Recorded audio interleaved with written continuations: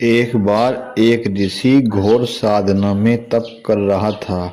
साधना करते करते काफी समय बीत गया, लेकिन उसे परमात्मा के दर्शन ना हुए। फिर उसने सोचा कि मुझे तो ईश्वर से मिलना ही है, मार्ग चाहे कोई भी हो। तुरंत ऋषि ने एक विशाल यज्ञ हवन करना शुरू कर दिया। जब हवन की अग्नि आसमान तक छूने लगी, तब ऋषि उस हवन में अपनी देह का त्याग करने लगा। तभी आसमान से एक अद्भुत प्रकाश आया। ऋषि ने उसकी ओर देखकर प्रणाम किया। उस प्रकाश में से परमपिता परमेश्वर की वाणी आई और कहा, हे ऋषिवर, आप ये क्या अनर्थ करने जा रहे हो? आपके माध्यम द्वारा मुझे संसार में प्रकाश का दीपक जलाना है। ऋषिवर बोले, हे परमपिता परमेश्वर, मैं आपके दर्शनों के लिए कब से प्यासा हूँ।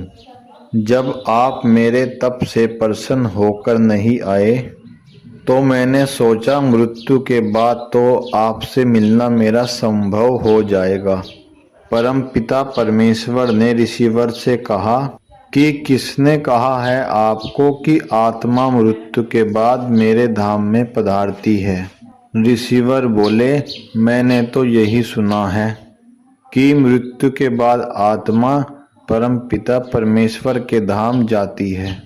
परमेश्वर ने कहा, ये सब असत्य है। सत्य केवल यही है कि जब इंसान अपने अंदर मुझे ढूंढ लेता है, तो उसकी आत्मा मेरे धाम तक पहुंच जाती है।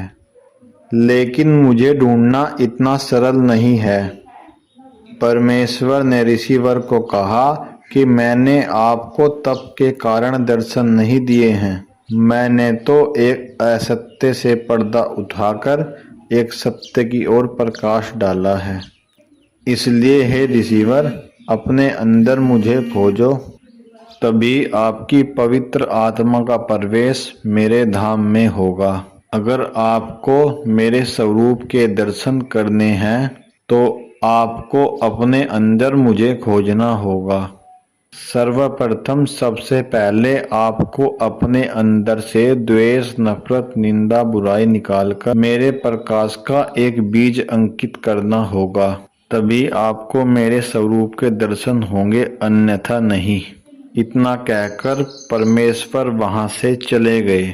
अब ऋषिवर अपने अंदर परमपिता परमेश्वर की खोज करने लगे। कुछ समय बीतने के बाद ऋषिवर को परमेश्वर का ज्ञान हुआ और उनकी आत्मा पूरा जीवन तय कर परमेश्वर के धाम को पधारी।